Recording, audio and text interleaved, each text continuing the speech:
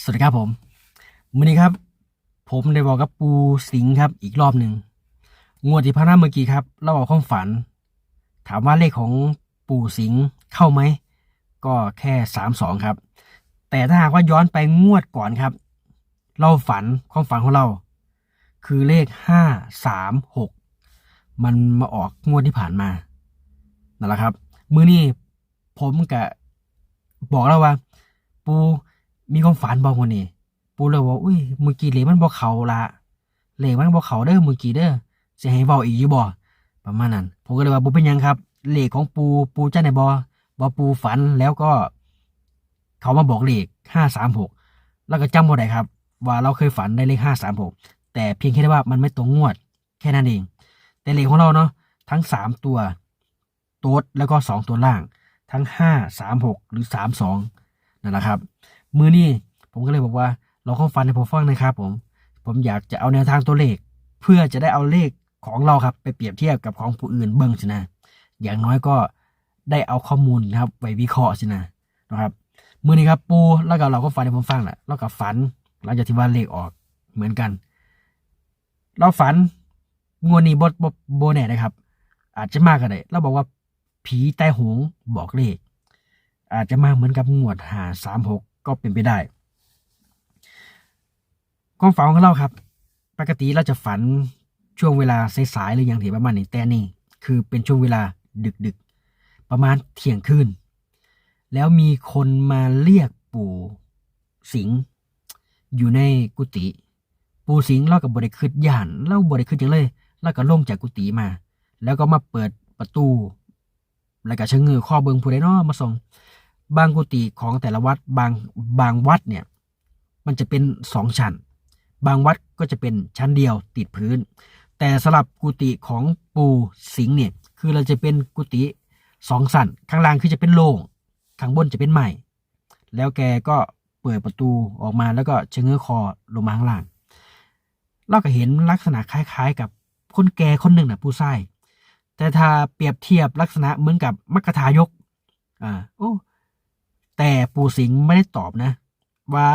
เอิญเห็นยังเอิญไปไสที่ไปไสนั่นแต่ว่าผู้ชายแก่ๆคนนั้นครับมาเรียกปู่สิงห์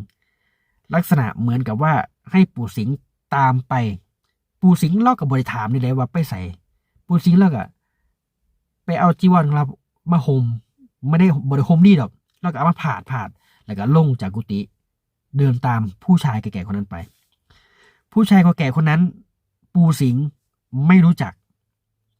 แต่ท่าทางเล่าเหมือนกับมัคคทายกเราก็เลยอย่างตามไปแต่เวลาในความฝันนะครับปู่สิงห์แกบอกว่าแกน่ะบ่ฮู้ดอกเวลาประมาณจักโมงแต่เทิงหัวปู่สิงห์น่ะคือดวงจันทร์อยู่บนหัวเลยเด้แสดงว่าช่วงเวลาประมาณเที่ยงคืน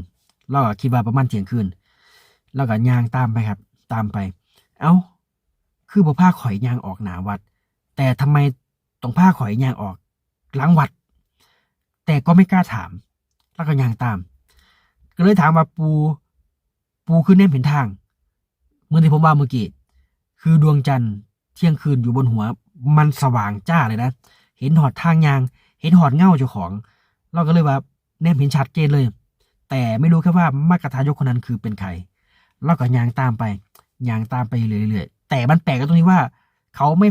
พาปู่เดินออกหน้าวัดแต่พาปู่เดินออกหลังวัดปู่กับย่างตามเขาย่างตามไปเรื่อยๆแต่มันก็ยิ่งแปลกพาไปใส่วะเป็นยังคือต้องพาข่อยเขาป่าสะปูขนคิงลุงยาวเลยตอนที่เดินตามเนี่ยขนคิงบลุกแต่ว่าพ่อย่างเขาไปในป่าขนคิงลุงยาวถามว่ากลัวไหมคือปู่สิงห์ตอบได้คำเดียวคือไม่กลัวแค่ขนคิงลุกทำไมถึงไม่กลัวปูแล้วก็บอกว่าสียาที่ยังเข้ามาตั้ง2 คนคือมีปู่แล้วก็มีมัคคทายกแล้วก็เลยอุ่นใจนะอย่างน้อยก็มีเพื่อนคุยอย่างน้อยก็มีเพื่อนร่วมเดินทางแล้วก็เลยบ่หยาดแล้วก็ย่างตามมัคคทายกคนนั้นไปคือปู่สิงห์จำได้แม่นมากว่ามัคคทายกน่ะคือใส่เสื้อหมากห้อมสีแบบสีอมน้ำเงินนะแล้วก็กางเกงเนี่ยคือไม่ได้ใส่กางเกงนะคือเป็นใส่แบบเขาเรียกว่าอะไรอีกอย่างว่ามันเนี่ยผ้าสโลง ผ่าสโลงแล้วก็เอาผ่าขม่าเนี่ยมัดแก่ๆทำว่าแกลักษณะประมาณกี่ปีแล้วบอกถ้าพูดถึงอายุก็น่าจะไม่ต่ำกว่า70 ปี70กว่าแหละแก่ๆพาเราอย่างไปไม่กลัวหรอกเนาะอย่างน้อยก็มีเพื่อนร่วมเดินทางไปทำการอยู่มาตั้ง2 คนสิหูยานยังแล้ววะแล้วก็อย่างตามอย่างไปเรื่อยๆเรื่อยๆแล้วจู่ๆเขาไปในปราสาทเหมือนกับเขามีงานอย่างสักอย่างอ่ะถามว่าคนเยอะไหมในงานคนบ่เยอะคนมีเป็นจุ่มแต่ถ้าหากว่ารวมเป็นภาพคนเนี่ยแล้วก็บอกว่าน่าจะไม่เกินถึง20 คนหรอกแล้วก็ให้ปูสิงห์นี่ไปนั่งมีพระแค่ปู่สิงห์แค่รูปเดียวไปนั่งแล้วก็จุดเทียนเลยไม่ได้มีไฟแค่ไปจุดเทียนก็แนมเห็นฉากอยู่ทุกคนที่นั่งนี่คือต่างหน้าตากับสดชื่นหน้าตากับมีเหมือนกับแบบมีความสุขอยู่เลยก็ไม่มีอะไรมากมายหลวงปู่ศรีแล้วก็นั่งลงพับแล้วก็สวดยังแล้วก็บอกว่าแล้วก็สวดเหมือนกับลักษณะเหมือนกับคือเขาสวดอิติปิโสฉันเข่าเนี่ยนะประมาณนั้นนะเหมือนกับว่านิมนต์ปู่มาเพื่อที่จะใส่บาตรประมาณนั้นแล้วก็นั่งคือตอนที่ว่าปู่สิงห์น่ะเดินมาคือปู่สิงห์เดินมาแค่ตัวแต่ว่าพอมาหอดข้างในแล้วมีบาตรพร้อมมีของพร้อมแต่ทุกคนที่ว่านั่งอยู่ประมาณ10 กว่าคนนะคือต่างคนต่างถือบาตรต่างคนต่างถือแบบข้าวนะเพื่อที่จะให้ปู่เราสวดแล้วก็สิเขาพากันใส่ปู่ก็สวดในความฝันสวดกับบริคิดอย่างไรโอ้แสดงว่ามันต้องเป็นหมู่บ้านอย่างสักอย่างแหละแต่แปลกก็ตรงนี้ว่าในหมู่บ้านนี้มันเป็นอยู่ในปราสาทแล้วก็สวดไปสวดมาครับคนขี้ลุกยาวเลยคือปู่สิงห์ผมคนขี้ลุกคือปู่สิงห์เราบอกว่าแล้วก็สวดเนาะคือปู่เฒ่าพระคนแก่ครับหลายรูปเนี่ยคือเวลาสวดเขาจะรับตาสวดเนาะสวดตั้งใจรับตาสวดมีสมาธิแล้วสวดคือปู่สิงห์รับตาสวดแล้วบัดพอเรามืนตาขึ้นมาครับเราตกใจเรานั่งสวดอยู่ผู้เดียวไม่เห็นใครสักคนแสงเทียนที่ว่าจุดกะบอมี่มืดอิงติ้งที่ว่าดวงจันทร์ส่องสว่างอยู่บนหัวกะมืดอิงติ้งมานี่เรานั่งสวดอยู่ผู้เดียวอยู่ท่ามกลางป่าช้าผมเลยถามว่าปู่เฮ็ดจังได๋มานี่ปู่ว่าโอ้ยไผสิอยู่แลนเท่านั้นแล้วว่าแลนผมก็เลยถามว่าแล้วปู่หูท่าได้จังได๋จักปู่หูแล้วลุกขึ้นแลนอย่างเดียวเลยแลนเกือบก็บ่ได้ใส่แล้วว่าเกือบก็บ่ได้ใส่บ่ได้ออดเกือบพร้อมตอนที่ว่าเดินมาน่ะคือมีเกือบใส่อยู่แต่ว่าพอสวดอิโตโสมือตาขึ้นโอ้ยไปสิบ่ตกใจสวดอยู่กลางปราสาทผู้เดียวแลนเท่านั้นแหละแล้วว่าแต่สิ่งที่ว่าปู่สิงห์ครับเราเห็นตอนที่ว่าเหมือนกับแสงเทียนอย่างเหมือนกับส่องเข้าตาปู่เดิมเหมือนกับเลข537เหมือนกับแสงเนี่ยตอนที่ว่าเราสวดแล้วเหมือนกับว่าแสงเทียนส่องเข้าตาคือปู่สิงห์บอกว่าเหมือนกับว่าเห็นเลข537ตัวเดียวเม็ดเดียวคือ